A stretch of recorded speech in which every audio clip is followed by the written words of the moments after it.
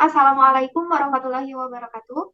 Pertama-tama, marilah kita panjatkan puji dan syukur kehadirat Allah Subhanahu wa Ta'ala, karena atas berkat rahmat dan karunia-Nya kita dapat berkumpul untuk melakukan pemaparan presentasi materi dari kelompok kami.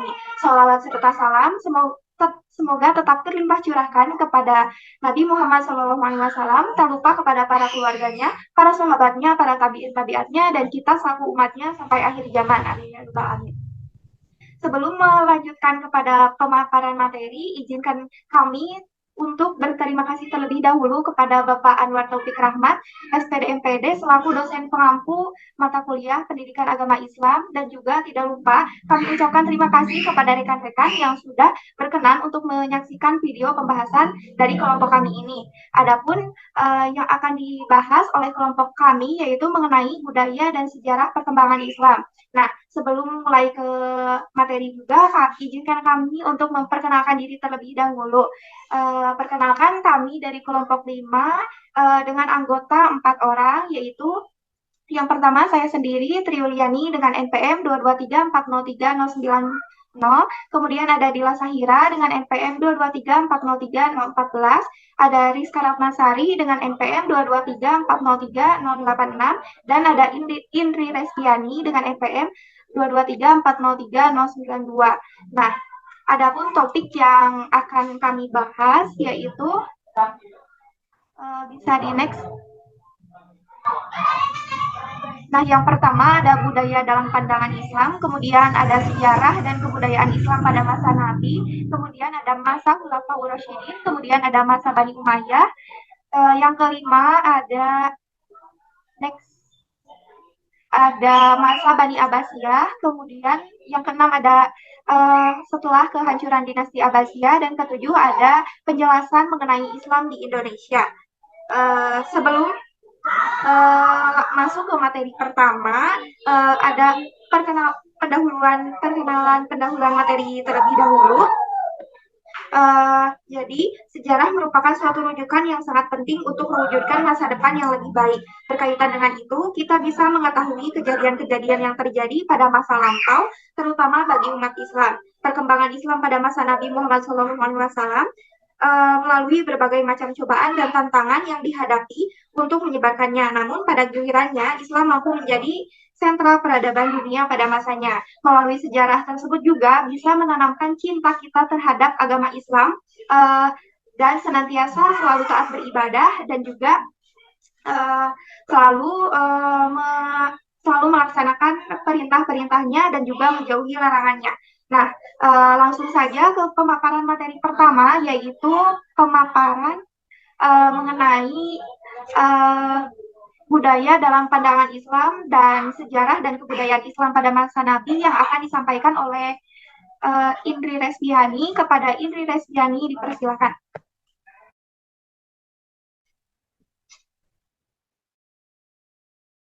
Baik, terima kasih kepada moderator. Di sini saya akan menyampaikan materi terkait budaya dalam pandangan Islam.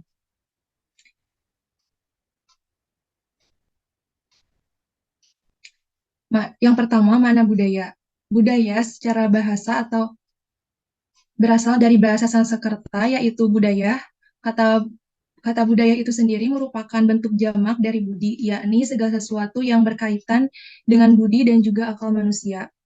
Budaya menurut istilah para pakar memberikan definisi yang beragama. Salah satunya menurut Kojaraningrat mendefinisikan bahwa kebudayaan adalah keseluruhan dari kelakuan dan hasil kelakuan manusia yang teratur oleh tata kelakuan yang harus didapatkan dengan belajar, dan kesemuanya tersusun dalam kehidupan masyarakat. Yang kedua yaitu secara pandangan Islam terhadap kebudayaan. Islam merupakan sebuah agama yang dibawa oleh Nabi Muhammad SAW dengan sumber hukumnya kitab suci Al-Quran dan juga sunnah. Islam merupakan agama yang komprehensif dan juga integratif karena di dalam ajarannya membicarakan berbagai aspek kehidupan di dunia ini, baik itu mengenai tata cara bermasyarakat, berkeluarga, berorganisasi, berpolitik, berbudaya. Selain itu, Islam juga membicarakan tentang ilmu pengetahuan dan politik dan lain sebagainya, yang kesemuanya itu merupakan pedoman bagi manusia dalam menjalani kehidupan dalam masyarakat. Dalam istilah Islam dikenal istilah dalam mengartikan konsep budaya. Islam dan kebudayaan memiliki keterkaitan yang sangat erat. Ajaran Islam memberikan aturan-aturan yang sesuai dengan kehendak Allah Subhanahu wa taala, sedangkan kebudayaan adalah realitas keberagaman umat Islam. Yang kedua yaitu sejarah dan juga kebudayaan Islam pada masa Nabi.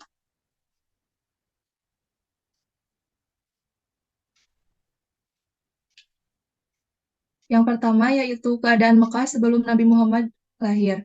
Daerah Mekah terdiri dari gunung-gunung, dataran tinggi, dataran yang sangat tandus, serta alam yang sangat gersang, sehingga tidak mudah orang dapat tinggal atau menetap di daerah ini.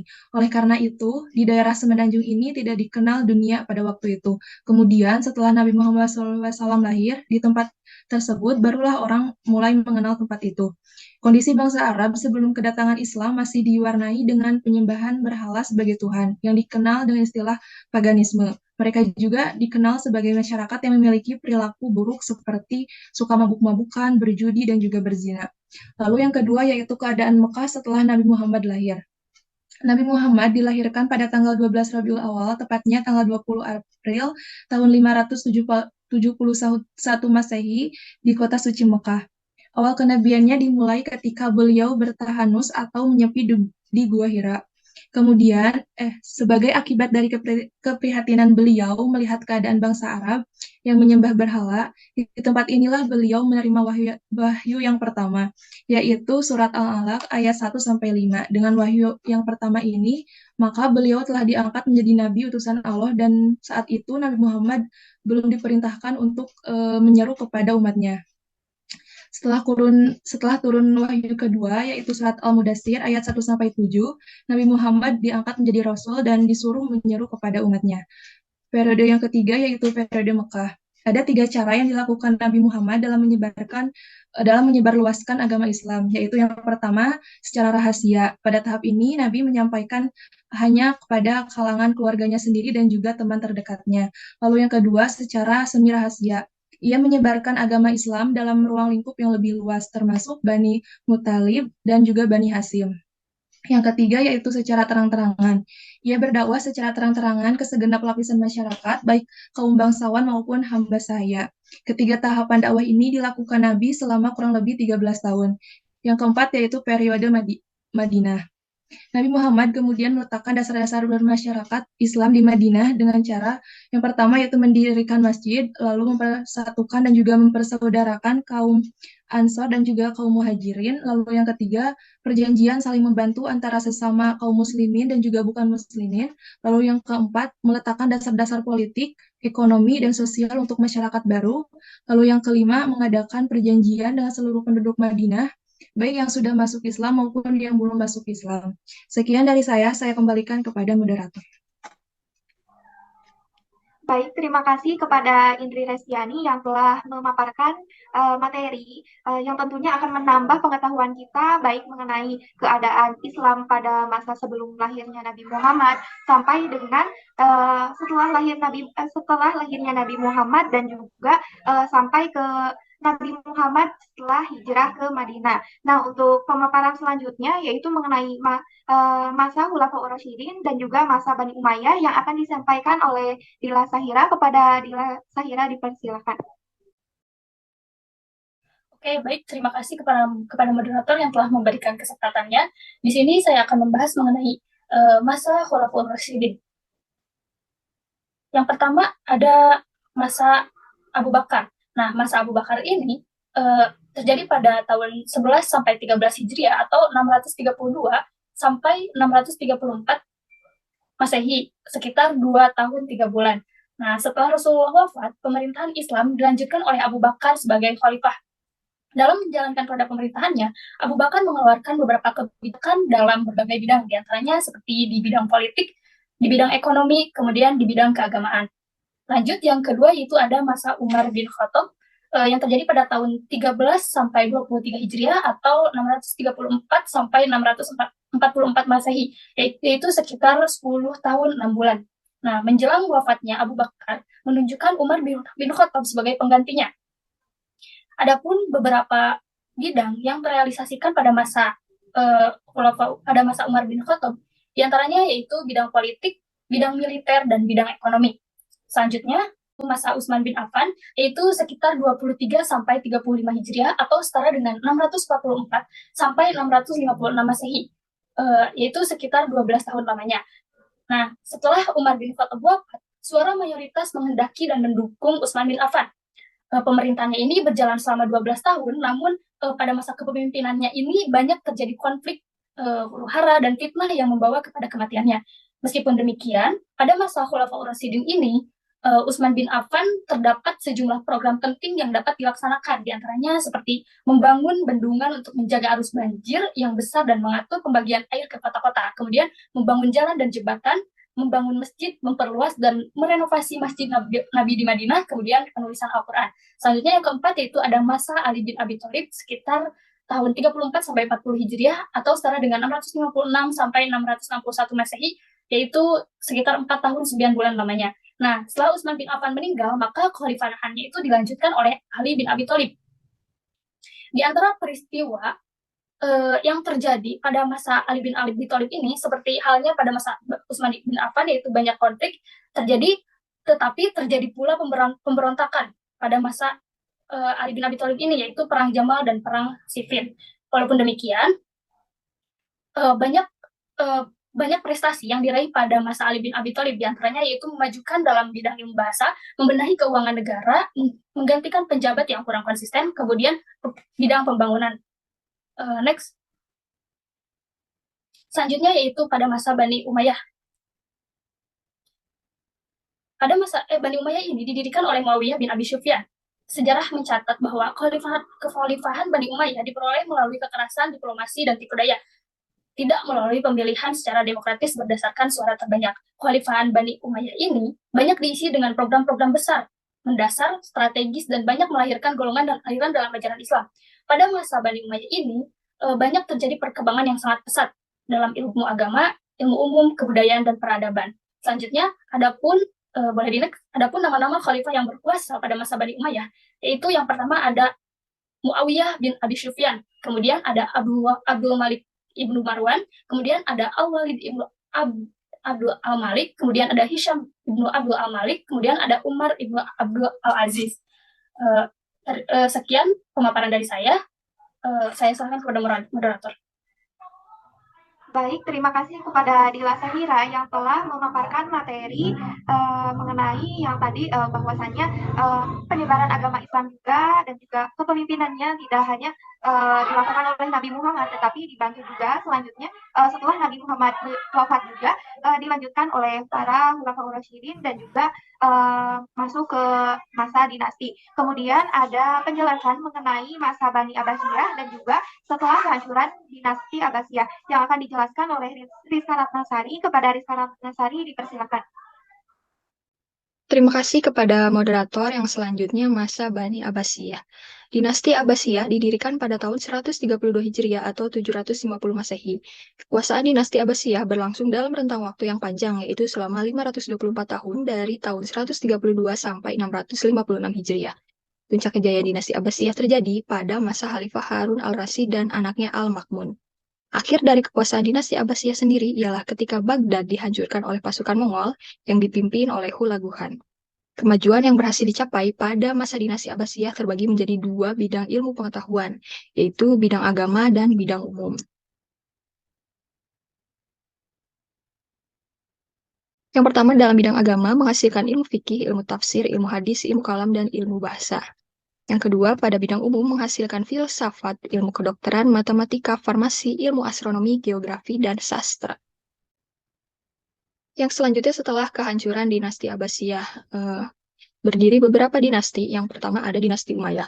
Peninggalan bersejarah pada dinasti Umayyah ini yang pertama ada Masjid Cordoba yang berubah menjadi gereja atau katedral. Yang pertama kali dibangun oleh Khalifah Muslim Abdurrahman I pada 787 Masehi. Yang kedua ada Alhambra atau sering disebut sebagai istana yang hilang atau kejayaan yang sirna. Alhambra ini dibangun oleh Sultan Muhammad bin Ahmad Raja Bangsamur yang berasal dari Afrika Utara pada abad ke-12. Yang ketiga ada Menara Giralda atau Seville yang merupakan sebuah menara azan setinggi 97,54 meter. Peninggalan kerajaan Almohad di abad ke-12 yang kini berubah fungsi menjadi katedral. Yang selanjutnya ada dinasti Fatimiyah. Dinasti ini berdiri pada tahun 297 Hijriah atau 910 Masehi dan berakhir pada 567 Hijriah atau 1171 Masehi yang pada awalnya hanya sebuah gerakan keagamaan yang berkedudukan di Afrika Utara dan kemudian berpindah ke Mesir. Dinasti ini dinisbatkan kepada Fatimah Zahra, putri Nabi Muhammad SAW dan sekaligus istri Ali bin Abi Thalib.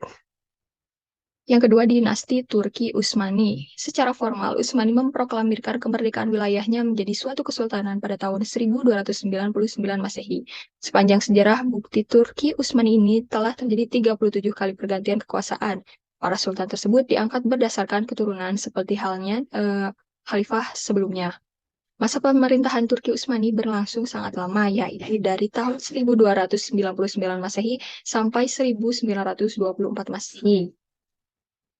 Yang selanjutnya ada dinasti Safawi. Kerajaan Safawi berasal dari sebuah gerakan tarekat yang berdiri di Ardabil, sebuah kota di Azerbaijan. Tarekat ini diberi nama Tarekat Safawiyah didirikan pada waktu yang hampir sama dengan berdirinya kerajaan Utsmani. Nama Safawiyah ini diambil dari nama pendirinya yaitu Safi al-Din. Dan nama Safawi ini terus dipertahankan sampai tarekat ini menjadi gerakan politik. Bahkan nama itu terus dilestarikan setelah gerakan ini berhasil mendirikan kerajaan. Yang terakhir yaitu dinasti Mughal. Kerajaan Mughal merupakan kerajaan Islam yang pernah berkuasa di India dari abad ke-16 sampai abad ke-19. Dinasti ini didirikan oleh Zaharuddin Babur yang merupakan keturunan Timur Leng, penguasa Islam asal Mongol. Kejayaan kerajaan Mughal ini dimulai pada pemerintahan Akbar dan keberhasilan ekspansi militer Akbar menandai berdirinya Mughal sebagai sebuah kerajaan besar. Sekian materi dari saya, selanjutnya saya kembalikan kepada moderator. Kita sudah mengetahui nih, jadi mulai dari dinasti Abbasiyah muncul, kemudian sampai hancurnya di dinasti tersebut. Nah, untuk selanjutnya yaitu penjelasan mengenai Islam di Indonesia yang akan disampaikan oleh saya sendiri. Nah, Indonesia secara geografis terletak di antara dua benua dan dua samudra, yaitu terletak di antara benua Asia dan benua Australia dan juga terletak di antara Samudra Pasifik dan Samudra Hindia. Sebagai akibat dari letak geografis tersebut, Indonesia berada di jalur Laut Niaga, didukung dengan kekayaan negara Indonesia yang menghasilkan rempah-rempah terbesar di dunia, maka hal tersebut mengakibatkan masuknya pengaruh budaya-budaya dari luar negeri yang tidak bisa dihindarkan. Salah satunya adalah masuknya agama ke wilayah negara Indonesia. Agama Hindu dan Buddha yang berasal dari India yang masuk ke wilayah Nusantara melahirkan perubahan tatanan budaya dan kekuasaan politik. Begitu pula dengan masuknya agama Islam di Indonesia yang menciptakan perubahan-perubahan pada kebudayaan yang ada di Indonesia. Nah, yang pertama yaitu mengenai sejarah awal masuknya Islam di Nusantara. Masuknya Islam di Indonesia pertama kali dibawa oleh para pedagang Arab, India, dan Cina. Perkiraan awal masuk Islam ke Indonesia terdapat beberapa pendapat. Ada yang menyebutkan Islam masuk pada abad ke-7, ada juga yang menyebutkan masuknya Islam ke Indonesia adalah pada abad ke-13. Nah, akan dijelaskan yang pertama masuknya Islam sejak abad ke-7. Nah, pada abad ke-7 ini, pedagang-pedagang Muslim yang berasal dari Arab, Cina, dan India mulai melakukan hubungan perdagangan di wilayah Indonesia.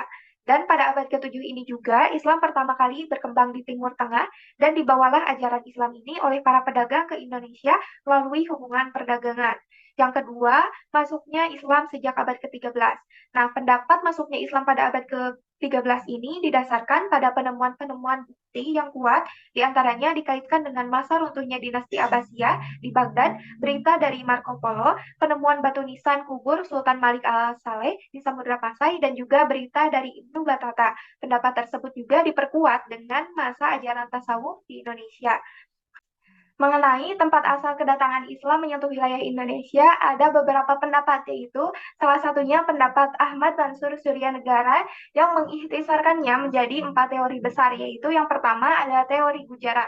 Nah, menurut teori ini, Islam tidak mungkin masuk ke Nusantara langsung dari Arabia tanpa melalui ajaran tasawuf yang berkembang di India. Dijelaskan juga bahwa daerah di India tersebut adalah Gujarat. Pada teori ini juga disebutkan bahwa daerah yang pertama kali dimasuki ajaran Islam di Nusantara adalah daerah Samudra Pasai.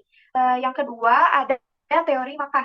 Menurut teori ini, masuknya Islam di Indonesia berasal dari daerah asalnya, yaitu Arab. Ajaran Islam ini dibawa oleh Wiraniagawan Arab. Teori ini juga menyatakan bahwa asal masuknya Islam di Indonesia adalah pada abad ke-7, sedangkan pada abad ke-13 merupakan perkembangan Islam di Indonesia. Teori ini menggunakan fakta yang diangkat dari berita Cina dinasti Tang. Yang ketiga ada teori Persia. Menurut teori ini, Islam masuk di wilayah Nusantara berasal dari Persia dan bermahjab Syiah. Pendapatnya didasarkan pada sistem baca atau sistem mengeja membaca huruf Al-Quran, terutama di wilayah Jawa Barat, yang mana Persia juga menganut mahjab yang sama, yaitu mahjab Syiah. Yang keempat ada teori Cina. Menurut teori ini, Islam masuk di wilayah Nusantara berasal dari Cina yang didasarkan pada banyaknya unsur kebudayaan Cina yang berperan penting dalam Islamisasi di Nusantara. Misalnya, dalam tulisan-tulisan literatur Jawa klasik yang menyebutkan bahwa tokoh-tokoh besar semacam Sunan Ampel dan Raja Demak merupakan keturunan Cina. Bisa di next. Nah, selanjutnya ada metode penyebaran Islam. Penyebaran agama Islam di Nusantara bukan hanya didasarkan pada satu cara saja, melainkan penyebaran Islam ini melibatkan berbagai cara yang dilakukan. Nah, ada 6 sarana pokok sebagai saluran Islamisasi di Indonesia, yaitu yang pertama ada saluran perdagangan. Nah, saluran Islamisasi melalui perdagangan ini sangat menguntungkan karena para raja dan bangsawan turut serta dalam kegiatan perdagangan. Bahkan mereka menjadi pemilik kapal dan saham. Para pedagang Muslim banyak bermukim di wilayah pesisir Pulau Jawa dan penduduknya ketika itu masih kafir. Yang kedua ada saluran perkawinan. Para pedagang Muslim memiliki status sosial ekonomi yang lebih tinggi daripada status sosial para penduduk pribumi, sehingga para penduduk pribumi, terutama putra-putri bangsawan, tertarik untuk menjadi istri dan saudagar-saudagar tersebut. Sebelum kawin, mereka diislamkan terlebih dahulu. Setelah mereka memiliki keturunan, lingkungan mereka menjadi semakin luas. Yang ketiga ada saluran tasawuf. Pengajar tasawuf mengajarkan teosofi yang bercampur dengan ajaran yang sudah dikenal luas oleh masyarakat Indonesia. Dengan tasawuf bentuk, Islam yang diajarkan kepada penduduk pribumi mempunyai kesamaan dengan alam pikiran mereka yang sebelumnya menganut agama Hindu, sehingga agama baru itu mudah diterima dan dimengerti oleh masyarakat Indonesia. Yang keempat ada saluran pendidikan. Islamisasi juga dilakukan melalui pendidikan, baik pesantren maupun pondok yang diselenggarakan oleh guru agama, kiai-kiai, dan ulama-ulama. Setelah keluar dari pesantren, mereka pulang ke kampung masing-masing, kemudian berdakwah ke tempat tertentu dan mengajarkan Islam. Yang kelima ada saluran kesenian. Saluran Islamisasi yang paling terkenal adalah pertunjukan wayang yang dipakai oleh Sunan Kalijaga. Ia mahir dalam mementaskan wayang dan tidak meminta upah dari setiap pertunjukannya. Namun, ia meminta para penonton untuk mengikutinya mengucapkan kalimat syahadat. Yang keenam ada saluran politik. Tidak sedikit yang masuk Islam diakibatkan karena rajanya. Artinya rakyat masuk Islam setelah rajanya masuk Islam. Pengaruh politik ini sangat membantu penyebaran agama Islam di Indonesia. Bisa di next. Untuk selanjutnya, penyebaran Islam di Indonesia juga melalui kerajaan-kerajaan. Nah, yang pertama ada Kerajaan Perlak. Kerajaan ini merupakan salah satu kerajaan Islam pertama yang berdiri di Indonesia yang pada saat itu terkenal dengan nama Nusantara. Kerajaan Perlak ini didirikan pada abad ke-9 Masehi dengan raja pertamanya Sultan Alauddin Syahid Maulana Abdul Aziz Shah. Yang kedua ada Kerajaan Aceh Darussalam. Kerajaan ini diperkirakan didirikan pada tahun 1514 Masehi dengan raja pertama yaitu Raja Ibrahim yang bergelar Sultan Ali Mughayat Shah. Beberapa peninggalan kerajaan ini yaitu Masjid Raya Baitur Rahman, Makam Sultan Iskandar Muda, Maryam Kerajaan Aceh, Emas Kerajaan Aceh, dan Gunungan. Nah, selanjutnya yaitu yang Kerajaan Demak. Kerajaan ini merupakan kerajaan Islam pertama di Pulau Jawa karena Kerajaan Demak ini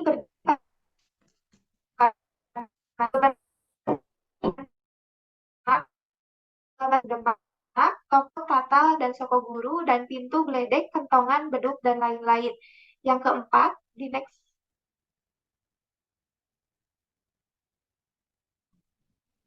Yang keempat ada Kerajaan Mataram Islam. Kerajaan ini berdiri pada tahun 1586 Masehi di Kota Gede pada bagian tenggara dari Yogyakarta. Kerajaan ini didirikan oleh Sutowijoyo. Beberapa peninggalan dari Kerajaan Mataram Islam yaitu Tahu Soko, Kue Kiko, Kerajaan Perak, pakaian maaf, kerajinan perak, pakaian Kiai Gunda, Kalang Obong, Gapuro Kota Gede, Batu Datar, dan Sastra Gending karya Sultan Agung. Di next.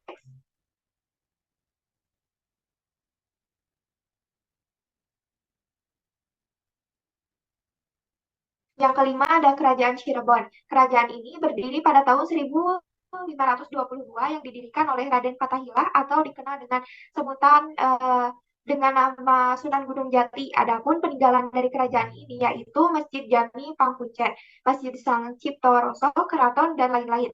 Yang keenam ada Kerajaan Banten.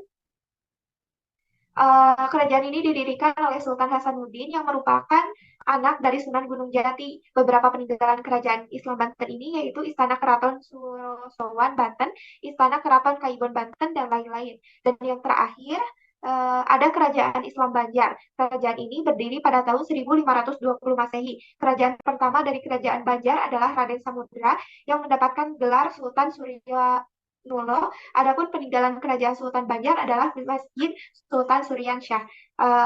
Sekian materi yang dapat saya sampaikan dan juga pemaparan materi ini sekaligus menjadi penutup dari presentasi kali ini. Terima kasih kepada rekan-rekan yang sudah menyaksikan video pembahasan kali ini dan juga kami memohon maaf apabila terdapat kekurangan dalam penjelasan materi.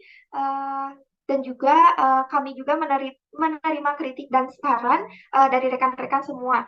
Terima kasih. Akhir kata, wassalamualaikum warahmatullahi wabarakatuh.